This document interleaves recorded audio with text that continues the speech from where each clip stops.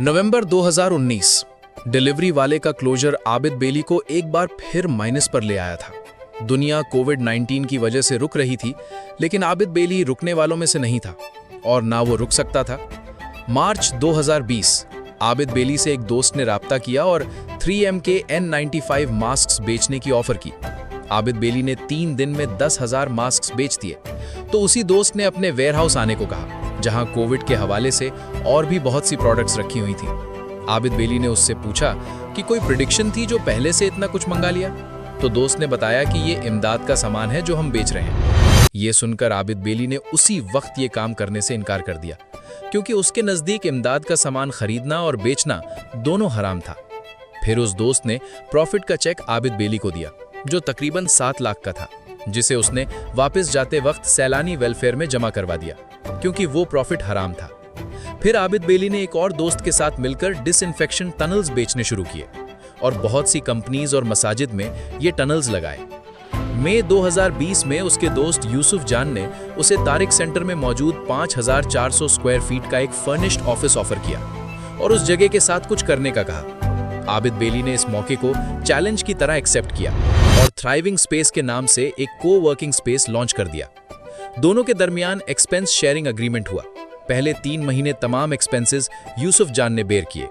अगले 3 महीने दोनों ने खर्चे 50-50 बेसिस पर शेयर किए और आखिरी 3 महीनों की पूरी जिम्मेदारी आबिद बेली ने ली। धीरे धीरे बिजनेस ग्रो करने लगा और सिर्फ 9 महीनों में थ्राइविंग स्पेस ब्रेक इवन पर आ गया। सितंबर 2021 में आबिद बेली ने एक और कदम उठाया और इमलाक मार्केटिंग शुरू की। वो बहरिया टाउन और DHA की प्रॉपर्टीज मार्केटिंग करने लगा। फिर 2022 में आबिद बेली ने थ्राइविंग स्पेस की दूसरी लोकेशन लॉन्च की, जहां इन्वेस्टमेंट की कमी की वजह से अपने एक दोस्त को पार्टनर बनाया। दोस्त के पास कंस्ट्रक्शन का तजुर्बा था और आबिद बेली के पास विजन। शुरू में सब कुछ ठीक लग रहा था, लेकिन धीरे धीरे उनकी सोच का फर्क सामने आने लगा। आबिद बेली बिजनेस को रिलेशनशिप्स, ट्रस्ट और लॉन्ग टर्म इम्पैक्ट के नजरिए से देख रहा था, जबकि उसके पार्टनर का फोकस ज्यादा पैसे और ज्यादा कंट्रोल पर था।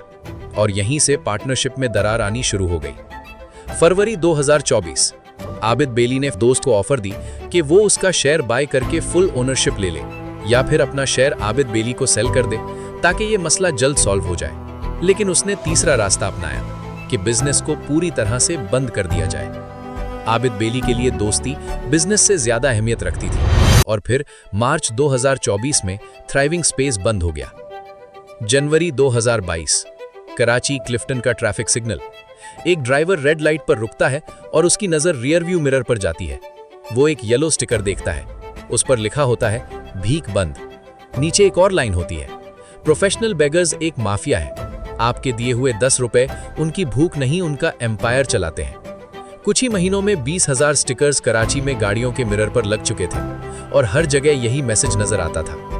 जब थ्राइविंग स्पेस प्रॉफिट और पार्टनरशिप फेलियर्स के दरमियान झूल रहा था, तब आबिद बेली ने अपने सबसे ज्यादा विजिबल सोशल कैंपेन भीख बंद लॉन्च की थी, जो गिनीज वर्ल्ड रिकॉर्ड के बाद उसका सबसे स्ट्रॉन्ग पब्लिक मूवमेंट था। सबसे पहले 20,000 स्टिकर्स कराची की गाड़ियों के मिरर्स पर लगाए गए। फिर मस्जिदों में जुम्मे के खुतबों के दौरान इसका जिक्र होने लगा। मार्केटों में भीख बंद अवेयरनेस एक्टिविटीज की गईं। TV channels, podcasts, radios, social media, हर जगह भीख बंद कैंपेन नजर आ रही थी।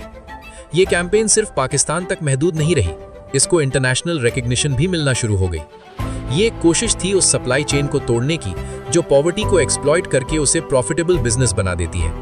आबिद बेली एक सोशल आर्किटेक्ट था जो भिखारी माफिया के खिलाफ आवाज उठा रहा था। अगले एपिसोड में हम देखेंगे कि कैसे आबिद बेली ने थ्राइविंग स्पेस बंद होने के सिर्फ 1 महीने बाद वर्क मोर लॉन्च किया और एक मेजर हार्ट अटैक